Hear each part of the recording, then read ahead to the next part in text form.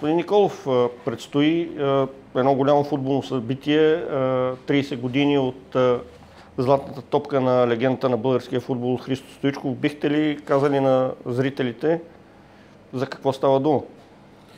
Ами точно така, да. Предстои едно страхотно грандиозно футболно събитие, което ще е един страхотен завършек на 2024 година. 30 години златна топка Христо Стоичков е едно страхотно събитие, което ще реализираме съвместно с залата на славата Христо Стоичков и H8S бранда на Камата. По случай 30 годишната от спечелването на златната топка на най-великия български футболист Христо Стоичков. Тук е момента така и да благодаря официално на нашите партньори от зала на славата Христо Стоичков и H8S бранд за възможността съвместно да организираме това страхотно събитие. Както добре знаете, 32 отбора от цяла България се включиха в събитието и ще премерят сили за спечелването на наградите, които успяхме да осигурим. А те са именно над 10 000 лева паричен награден фонд, които успяхме да приобщим така като награден фонд за надпреварата. Включиха се доста сериозни отбори от цяла България, от София, от Стара Загора, от Велико Търново, ще изпусна някой със сигурност, но се очертава така един сериозен грандиозен форум, който на 21 и на 22 в София ще приеме тези страхотни отбори. Така че за нас беше така удоволствие да имаме първо възможността да реализираме това нещо. От тук нататък знаете какво коства като организацията и в частност и ежедневно с нас, с целият екип, който работи по организацията. Готвим така едно сериозно футболно съревнование, което ще е един страхотен завършек, както казах, на 2024 година. Както повечето и от всички вас вече знаят, на 20 декември в петък ще има официална част, която именно господин Христо Стоичков ще открие събитието с капитаните на отборите в музея Зала на славата Христо Стоичков. Така че за мен е гордост и чест да бъда част от това нещо. 2024 година така е изключително страхотна за нас като организация. Поведохме така доста хубави спортни футболни мероприятия в цяла България, съвместно с общините, с бизнеса. Налагаме така една хубава работа, която надявам се така отстрани да е ползотворна за всички. В този ред на мисли няма как да не задам и следващият си въпрос. Какво струва на вас и на екипа ви организирането на един такъв турнир и лесно ли е? Подобен тип организация не се организира лесно. Това са много голям обем от работа. Съчетаеш много отбори, 32 отбора по 15 души. Смятате какъв голям ангажимент е като цяло. Това са ежедневни разговори с капитаните на отборите. Постоянно трябва да са запознати с всичко, което варира като организация. Самото събитие, терени, съдийски екип, който ще работи по отразяването на това събитие, което ще представлява цялостното провеждане на турнира. Тук е момента така да благодаря на всички партньори, които оказаха съдействието към нас и нашата организация, за да проведем съвместно това грандиозно футболно събитие, което ще се осъществи на WinBet Arena. Това е базата на аматьорска мини-футболна лига АМФЛ, които са наш партньор за провеждането на футболното събитие. Техен ангажимент е така да поемат съдийския екип, който ще работи по, смея да кажа, най-съществената част от футболното събитие, което ще се проведе на 21 и 22. Всички партньори, които се включиха в това страхотно мероприятие, ще почна да ги изреда, но най-вероятно мога и да забравя някой. Това са Джордж Гараш, Делта Гард, Лото Спорт, Каменица, Уебрика, колекция САЩ 94, Real Sport, които са страхотни и успяха да осигурят така изработката на юбилейната фанелка, която ще бъде подарък за първо, второ, трето място. Тук отзад на този страхотен бранд са изписани така всички партньори, които се включиха и подпомагаха нашата инициатива. Така че може да съм забравил някой, нека да бъда извинен, но с цялото си сърце така наистина искам да кажа благодарност, защото без подобна подкрепа, подобно събитие не би могло да се организира. Така че не е лесно да се организира такова тип събитие. На мен ми коства много като цяло, но имаме така доста хубав екип, който подпомага дейността.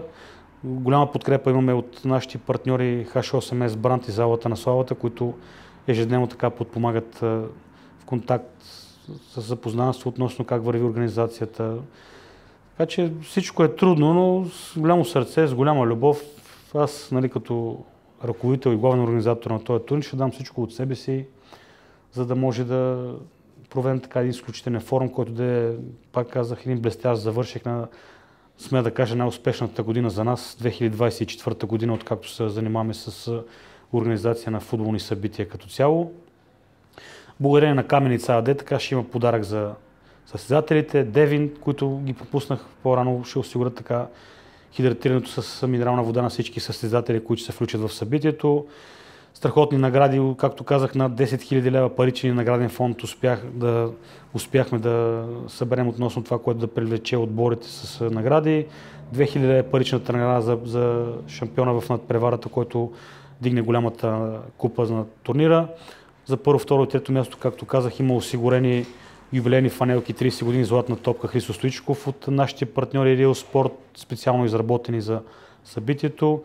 Останали награди, които са от бранда H8S, които са обявени на сайта, те всичките отбори ги знаят, така че общо взето събитието е страхотно и ще бъде така много грандиозен форум и съм сигурен, че ще се получи страхотно. Искам така на последно място да благодаря на отборите, както казах и на тях, и на винаги, където така имам възможността да коментирам. Това е едно взаимно събитие, което, нали, не искам да се тълкува като събитие на БФТ или на Залата на славата, или на H8S, или на партньорите, които се включиха. Това е едно събитие, което на всички нас заедно да направим едно такова грандиозно футболно мероприятие, което да бъде в чест на най-великия футболист Христо Стоичков. За мен това е иконата в българския футбол и това е най-малкото, което ние можем да направим за такъв легендарен футболист. Така че нека легендите да ги почитаме с обич, с всеотдайност, така че какво зависи от мен, ще дам всичко от себе си. Надявам се отбори така да подпомогнат добрата организация, която върви към днешния момент. Отново така поизпреварихте моя въпрос, но все пак вие се срещнахте с легендата на един турнир в Бургас. Какво е усещането да е до теб Христо Стоичков и какъв човек е той? Ще ни разкажете ли? Ами да, това беше едно страхотно преживяване за мен като цяло. В Бургас лятото имахме възможността да проведем една инициатива, която се нарича Христо Стоичков пътят към звездите. Това е инициатива, която ние във времето така искаме да реализираме в градовете в България, като разбира се поетапно, без да пришпорваме нещата, така казваме, да бързаме, където имаме възможността да реализираме такива футболни събития за дечица, които са от първи и втори клас, в една специално изградена конструкция за това нещо, която е много интересна така като провеждане. В всеки един отбор имат право да участват максимум по 3 дечица.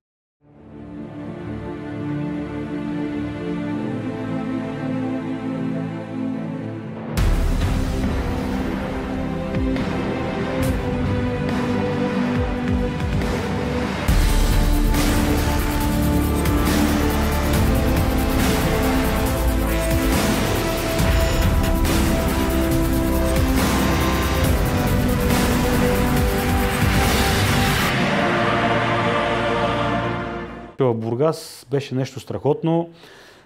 Самия факт, че господин Стоичков беше там, имахме възможността съвместно да го направим, така допринесе много емоционално за мен като цяло, за отборите, за децата, които бяха част от това нещо, за родителите пък още повече. Така лично за мен това беше една огромна мотивация да дадем така всичко от себе си относно с провеждането на събитието. Така че това е нещо страхотно и аз просто няма как да го опиша. Аз съм благодарен и съм горд, че имам възможността да се докосна от такъв човек най-вече, защото от контакти, които съм имал възможността да бъда с господин Стоичков и от това, което знам от дългогодишната ни работа с неговия екип, човек с голямо че, това мога да го кажа най-отговорно. Тук е момента така да кажа, че господин Стоичков като цяло е инициатор така на една огромна подкрепа към аматьорския футбол в България. Така че за мен е едно удоволствие и господин Стоичков винаги е така гръб и винаги е помагал на аматьорския футбол, просто не го афишира, нали? Което не е задължително в крайна сметка, но лично за мен самия момент в Бургас беше върха. Имах възможността така след самото събитие да бъдем заедно, да обсъдим така някои интересни неща, които първа ще се случват, така че чувството и усещането е гордост. Това е единственото, което мога да кажа и съм щастлив и горд, че имам възможността да бъда част от екипа на господин Стоичков. Говорите си за сътрудничество с Стоичков. Да ви върна назад във времето, как направихте връзката с него и с неговия бранд. Това е доста интересно за зрителите. Ами, тя думата сътрудничество като цяло не е точно казано. Нали, ние като цяло не работим. Да, ние прояваме това нещо като партньорство, което е взаимополезно, така казано. Сега аз няма да забравя първите стъпки в партньорството с H8S бранд. Това е точно от момента, когато откриха самия бранд. Имах така голямо желание да бъда близо до тази марка. Най-вече, че на мен ще ми даде така възможността да бъда, нали, индиректно близко до един голям български футболист. На мен ми костваше много дълго време така да докажа, че сме изцяло чисти, нали, имаме хубави намерения, за да работим изцяло за благото на аматьорския футбол, в частност, нали, подкрепяйки бранда и те нас за реализацията на футболните турнири. А вече самия контакт с господин Стоичков дойде доста по-надалече във времето, защото ние като цяло, нали, контакта, който сме имали с допир до него, нали, изцяло, нали, с неговия екип, който сме работили така дългогодишно. Това са едни хора, които, смея да кажа, работят на едно изключително професионално ниво и аз смея да кажа в мое лице, нали, че много израснах така като организация, като това, което в момента, нали, се опитваме така да правим. Доста голям принос има и самия контакт, който успях да стигна до този страхотен екип, който така успява много всячески, не е точно думата, но да мотивира да бъдеш, да е всичко от себе си, да бъдеш винаги така на максимума в това, което правиш, защото самия екип, който е на господин Стоичков, е цяло обграден от хора, които са шампиони, така казано, и искат всичко да е, нали, най-доброто. Това е цяло, нали, аз това, което усещам и съм го усещал в годините назад, е, че Христо Стоичков винаги е искал да бъде шампион, винаги е искал да бъде първи, винаги е искал да бъде най-добрия. Това по някакъв начин е успял да го определя на екипа си, ако мога така да бъда по-изчерпателен, което същевременно, нали, ми даде възможността да усета и аз това нещо и винаги така ме мотивира да дам всичко от себе си. Така че нашите футболни инициативи винаги са били с това мото да бъдем, айде да не кажа най-добрите, защото всеки иска да е най-добре, но да направим максимум от възможности, които имаме, защото, нали, ние в крайна сметка сме аматьорска организация и съгласно възможностите, които имаме, винаги, нали, се стараем да дадем максимума си от това нещо. Така че общо взето това са първите стъпки, които, нали, извървявайки ги нали, назад, като се върна, усещам, нали, така, че това, което е трябвало да се случи, това, което ние е трябвало да докажем като организация, е било правилно и сега в един момент, нали, самия досег до господин Стоичков на мене ми дава, как да ви кажа, да не кажа за пореден път гордост, но това е единствената дума, която, нали, така мога да кажа това, което чувствам, и на мен това ми дава мотивация пак казвам, да давам всичко от себе си във всяка една инициатива, във всичко, което правим ние, респективно, нали, означава, че това, което аз, нали, желая, нали, искам да го предам и на екипа, който работи с нас, винаги да бъдем ентусиазирани, да даваме максимума от себе си във всяко нещо, което правим, защото, нали, накрая да се поздравим всички така с един хубав успех. С турнира 30 години Златна топка Христо Стоичков доста високо дигнахте летвата. Ще успеете ли да надградите след него нивото? Ами, аз, както ти казах и в предния въпрос, винаги се стараем така да надграждаме, защото моето мото винаги е било, че промяната и иновацията е единствения път към успеха, така че във всяка една следваща инициатива моето старание и това, което искам да пресъздам в екипа, да дадем нещо ново, нещо различно, което да провокира, така казано, участниците, които, нали, се записват в нашите инициативи. Самия факт, връщайки назад през 2024 година, като върна времето и да видим сами заедно какви инициативи успяхме да реализираме съвместно. Това са 3 големи турнира с по 32 отбора на национално ниво. Цялата лятна купа, която проведохме съвместно с общините, с бизнеса, визирайки турнира в обзор, който беше по случай 30 години американско лято, САЩ 9-4, златната топка на Стоичков. Завършъка с тази 30 годишна златна топка е, както казах и в началото, една кулминация, една черешка на торта за тази страхотна 2024 година. Така че нека първо да го проведем него. Нали, пак казвам, ще дадем всичко от себе си, за да бъде страхотно. Нали, тук е мястото да спомена отново, че нали, има голям принос за завършик финален, нали, успешен и от отборите. Нали. Надявам се всички да бъдат фейрплей настроени, приятелски настроени, за да може заедно да завършим това страхотно събитие като цяло, което, нали, пак казваме, в чест на този легендарен футболист Христо Стоичков, който заслужава само адмирация и поклон. От новата година ние готвим нещо наистина грандиозно. Нали, ние сме почти готови така да го обявим, но всяко нещо с времето си. Сега аз мисля, че дойде момента нашата организация така да покаже потенциала, който е организирала във времето, в годините си. В частност, нали, обсега, който сме търсили към момента, никога не сме имали така някакви, кой знае, какви грандиозни или главомолни очаквания, но смятам, че дойде времето нашата организация така да покаже пълния си потенциал.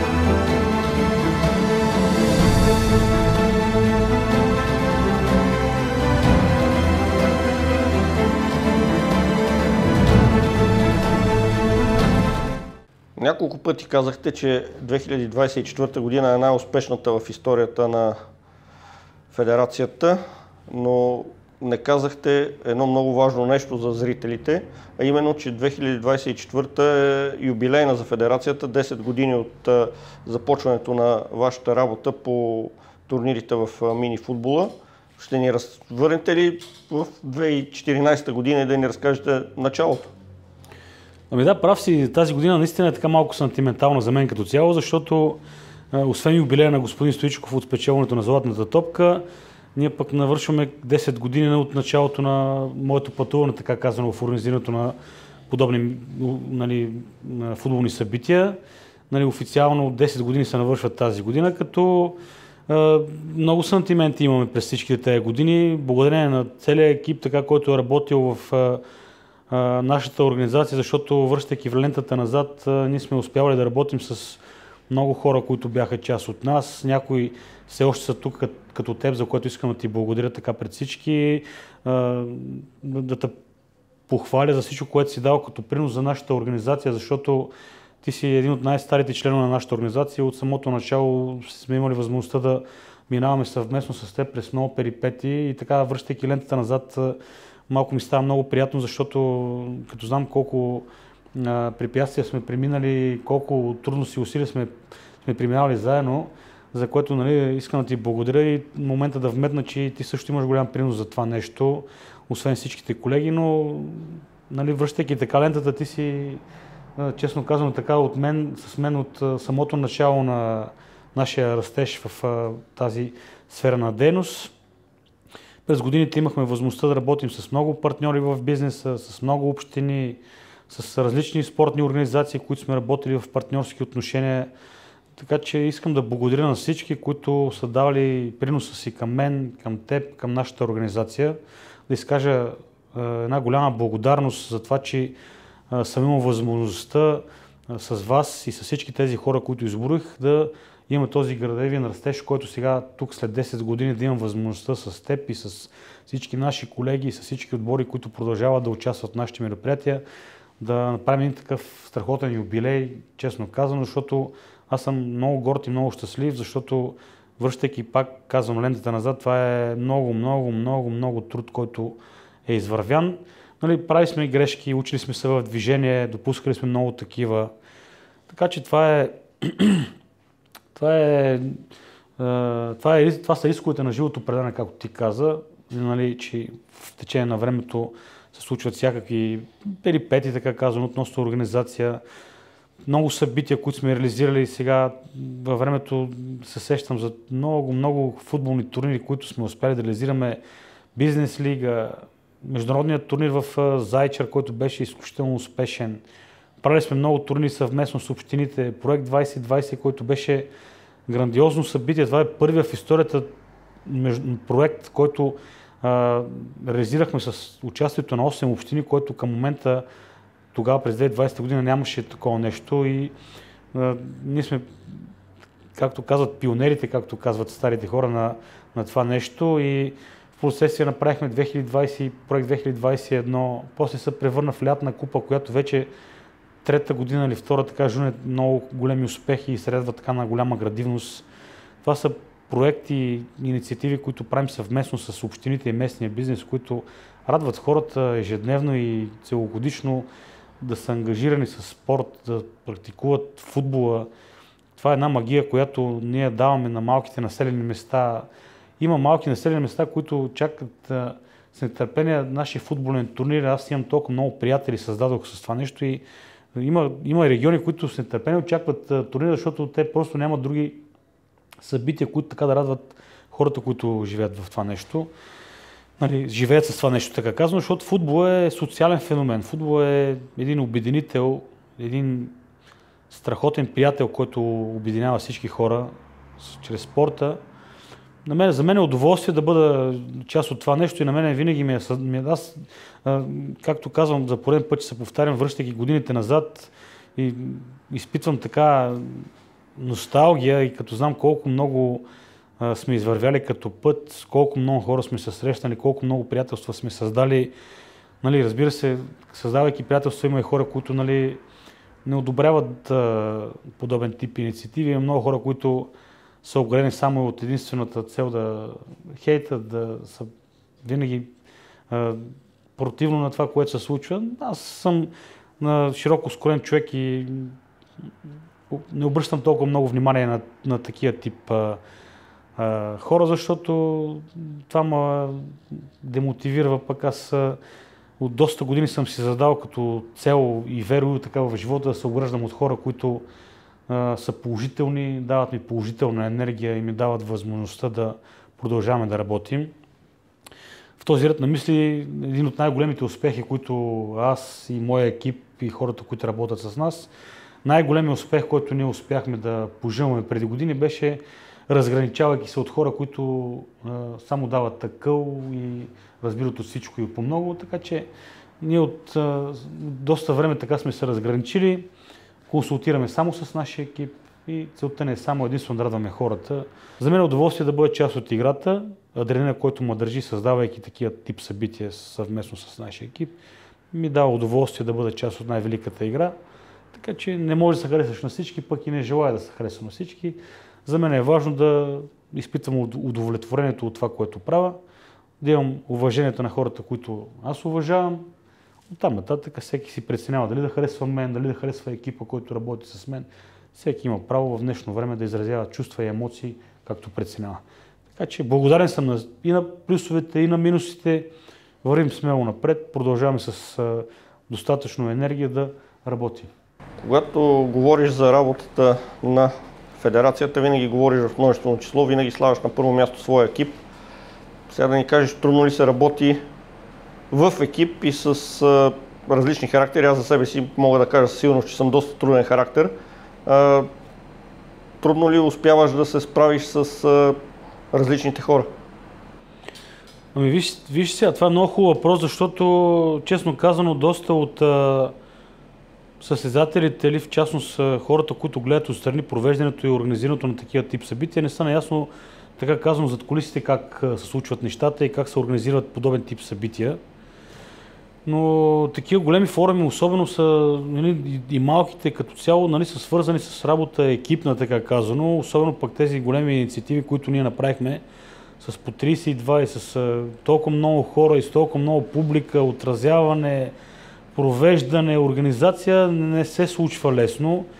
Това всичко като обем на работа, нали, в частност аз като отговорен човек за провеждането на това нещо, трябва да ръководя всеки един процес. Тоест, много е трудно да мобилизираш, да мотивираш всеки един от екипа да даде всичко от себе си за крайния успех, така казано, и затова накрая всички да се зарадваме за един хубав успех, защото в днешно време, нали, всички знаете как стоят нещата относно работоспособността на младите хора като цяло, нали, тяхното желание за работа, за развитие. Много са малко хората в днешно време, които наистина така имат желанието да дадат всичко от себе си, но аз смея да кажа, че така в годините ние сме се обграждали от изключително мотивирани хора или поне сме търсили възможността да работим с такива. И съумявали сме на моменти, където сме взимали правилните решения, има моменти, които сме взимали грешни, с назначение с хора, които да работим, правилни и грешни. Има хора, които, както ти казах, толкова години са част от нас, има и такива, които са работили дълги години, в момента не са сред нас, но нали, има нови, други, които ги заменяват. Аз затова ти казах преди малко в предния ни отговор на въпроса, който ми зададе, че нали, моята роля е да мотивираме екипа и да търсим някакви промени, които имат някаква иновативност и да дават интерес на почитателите към мини-футбола като цяло, за да можем да ги привличаме да участват в нашите футболни инициативи. Така че такива събития костват много големи усилия като контрол най-вече, като мобилизация, като нерви, ангажираност за това нещо. Стресът е огромен, напрежението е огромно.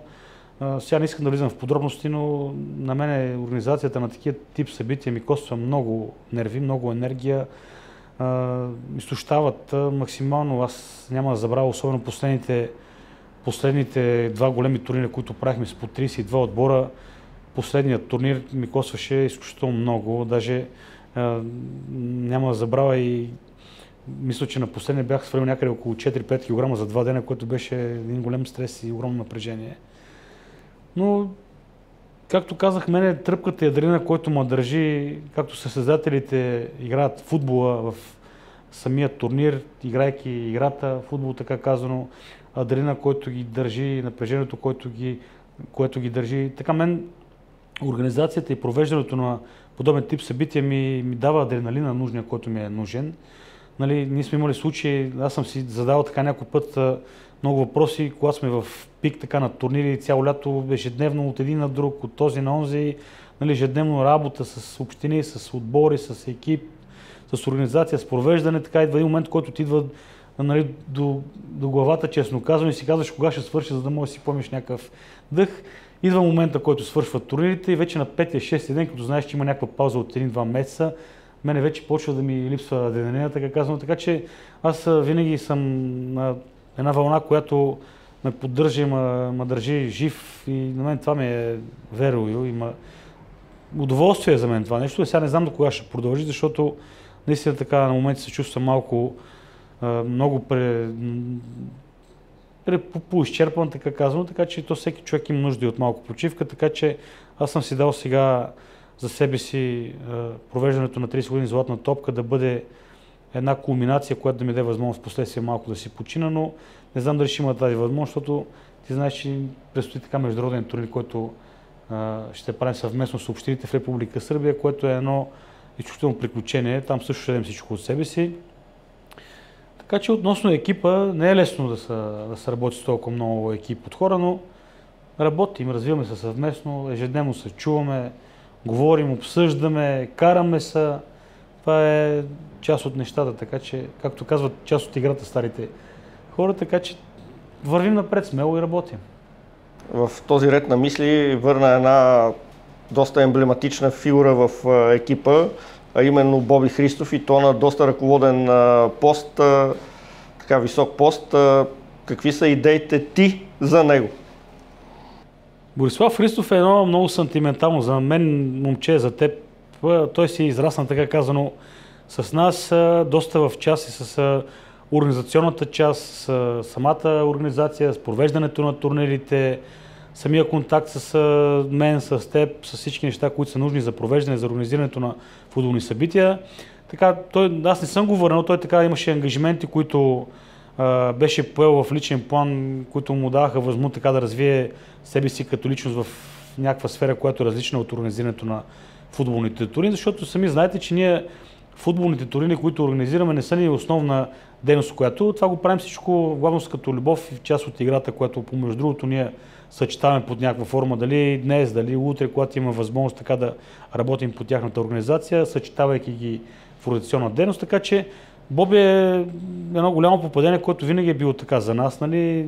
Той така вкарва малко емоция в екипа, вкарва малко колорит, много е забавен, много е провокативен, харесват го хората. Нали? Той е от типа хора, които го харесват. Нали? Мен може да не го харесват много, но него го харесват много хора, което така ще вкара малко колорит в нашия екип, пък и той не е изключително нужен. Има опита, който ще даде така на нашия екип, разраствайки организацията, която споменах по-малко рано в разговора, че предприемаме, така че длъжността, която му поверихме главен координатор, е изключително отговорност. Смея да кажа, че той така много се надгради себе си в последните години и има изключително амбициозната задача да гради него си като личност. Той си така е предприел и други инициативи, които ще му подпомогнат да се развива, така че аз съм щастлив, че той отново е част сред нас и ще работим съвместно, познавайки себе си и с него, и с теб, и всички хора, които са в част от екипа, така че да вървим смело напред и да реализираме целите, които сме си поставили. Искам да взема от контекста на един твой отговор едни думи.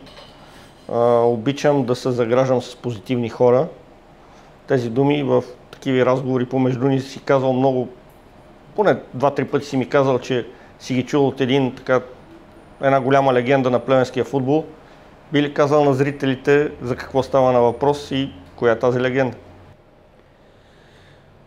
Аз бих казал, че това не е плевенска легенда, това е една легенда на българския футбол. Господин Пламен Гетов, един изключително голям мой приятел, който смея да кажа, така в годините изградихме ние много добри отношения. Той е от хората, които много е помагал на нас като организация за градивността, за развитието на аматьорския футбол в областта като цяло още в годините, в последствие вече и на национално ниво. Така че няма да забравя неговите години, когато преди 4-5 години така почнахме да развиваме нашата организация на национално ниво и в между нас си личностни разговори той ми е споделял, нали? Аз съм му споделял като цяло какво ми коства организацията на такива тип турнири, развитието като цяло, градивността, която тепърва почнахме да виждаме в обратната страна на развитието на нашата организация.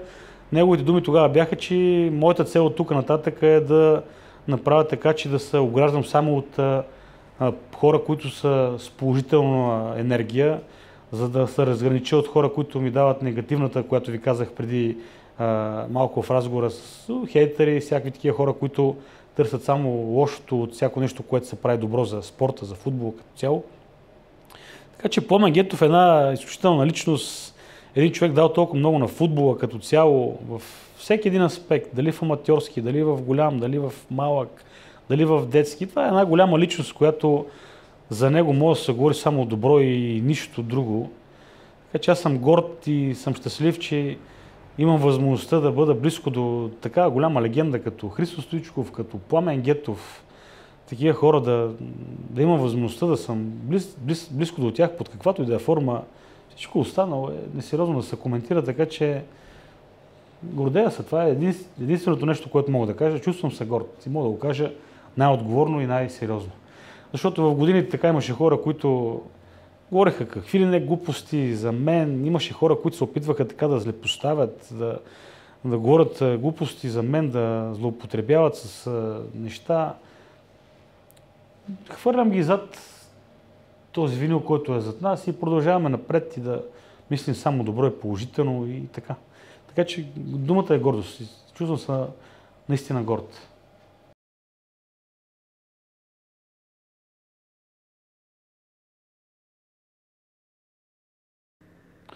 Искам да кажа на нашите зрители, че така изключително благоприятно си се погрижил за мен като гост. Имах възможността така, това страхотно вино, Емпорио Миролио, така да ме почерпиш, да бъда твой гост и да си пием по една хубава чаша бяло вино на нашите партньори.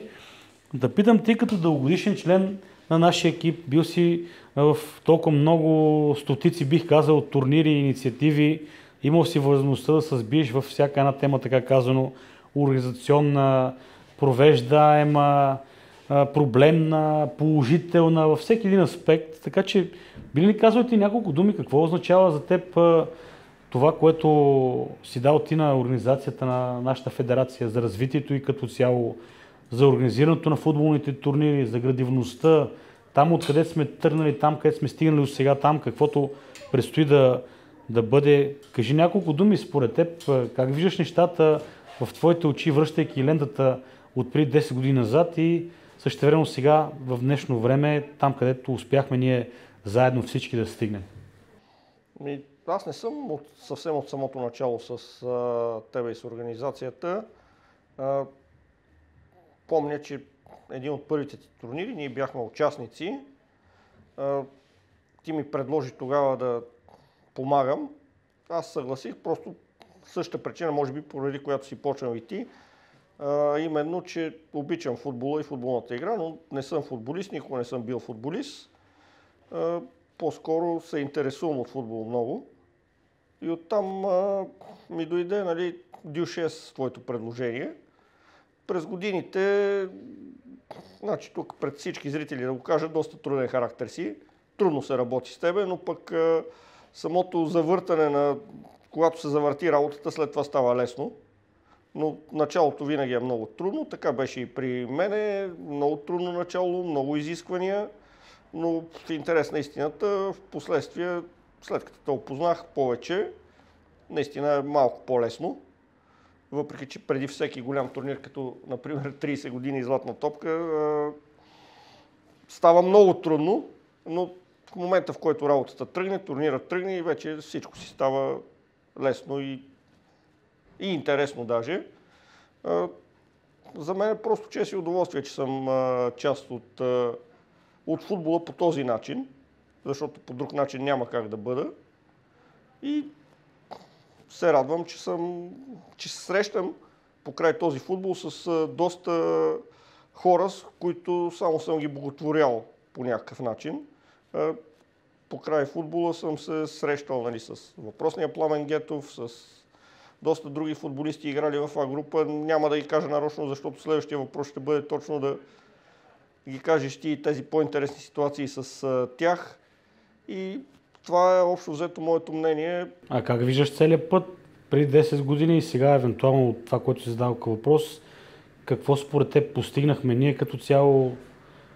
Как виждаш реализацията на това нещо в годините от година 1 до година 10, вървейки пътя, който сме извървяли, там, където евентуално успяхме всички заедно да достигнем? В началото бяха турнири само на местно ниво. И то много на местно ниво в града. След това се поиздигнахме малко. Скъсахме едно сътрудничество, което винаги казвах, че за мен не е окей. И от тогава може би вървим само нагоре и напред. Нали, имена няма да казвам. За мен всичко е окей, всичко е много добре. Страхотни идеи, които са изключително и само твои. Както каза ти, бизнес лигата. Както казах, един турнир, помна, ще излъжа преди колко години беше, Ариана Къп, който беше някакво чудо такова на града. Предаването Корнер, което също правихме близо една година с култови личности в футбола в нашия град. Просто всичко си надраства след това, както казах, турнира в Зайчар,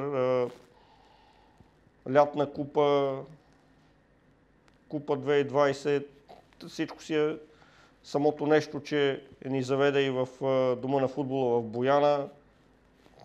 Моментите, незабравимите моменти са много и, нали, надграждане. Тук тази висока летва, която е сложи, не знам след това какво ще правиш, наистина. Интересно ми е.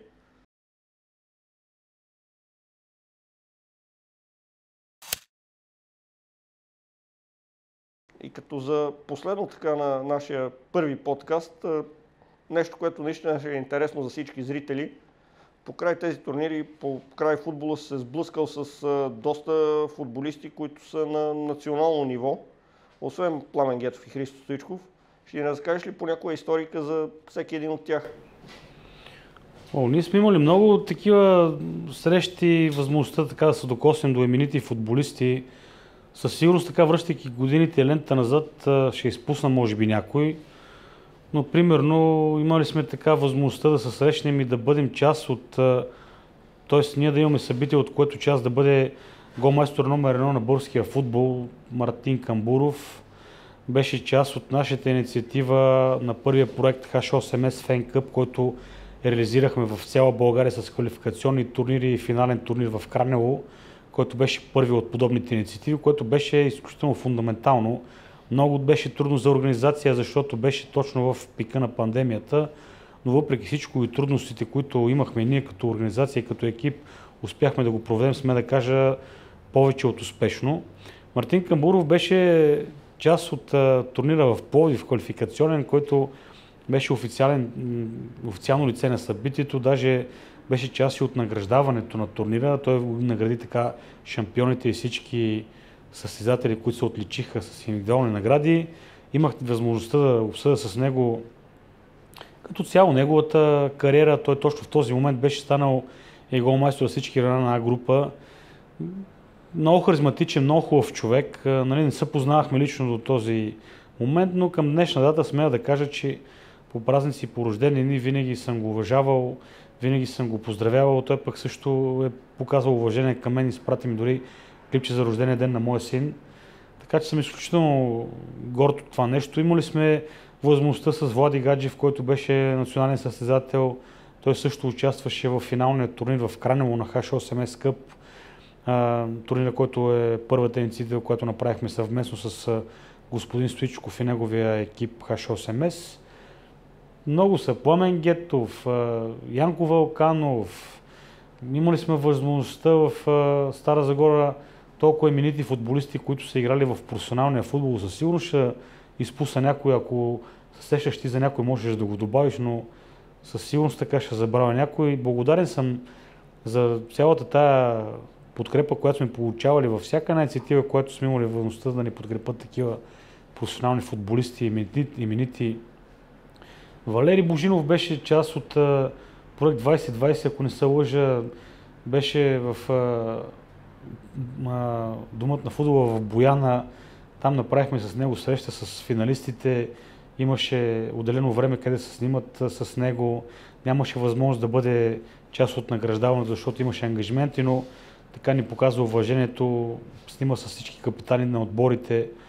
Доста са, ще изпусна със сигурност някой, но това е магията на Цар Футбол. Дава ти възможността да се докоснеш до хора, които, ако нямаш възможността да бъдеш част от такива футболни инициативи, не би могъл да се докоснеш или поне много малко вероятно да се случи, но това са хубави, велики моменти, които ще ги помня вечно.